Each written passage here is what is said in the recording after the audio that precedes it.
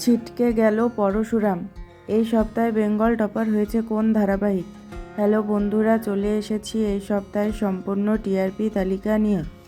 তাহলে চলুন ভিডিওটি শুরু করা যাক। এই সপ্তাহে বেঙ্গল টপার হয়েছে পরিণীতা, যার টিআরপি হলো 7.1।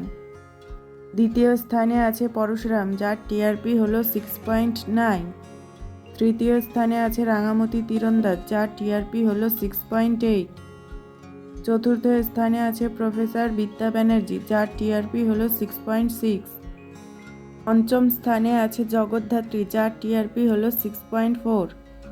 ষষ্ঠ স্থানে আছে একসঙ্গে দুটি ধারাবাহিক, ওমর দরদিয়া ও বেশ করেছি প্রেম করেছি, যার টিআরপি হলো 6.2। সপ্তম স্থানে আছে লক্ষ্মী ঝাঁপি, যার টিআরপি হলো 6। অষ্টম স্থানে আছে দুটি ধারাবাহিক, চিরদিনই তুমি যে আমার ও দাদামণি, যার টিআরপি হলো 5.9। নবম স্থানে আছে চিরসখা, যার টিআরপি হলো 5.8। দশম স্থানে আছে জোয়ার ভাটা, যার টিআরপি হলো 5.7। 11তম স্থানে আছে কম্পাস, যার টিআরপি হলো 5.2। 12তম স্থানে আছে কোণে দেখা আলো, যার টিআরপি হলো 5.1। 13তম স্থানে আছে তুই আমার হিরো, যার টিআরপি 5। 14তম স্থানে আছে কুসুম, যার টিআরপি হলো 4.6।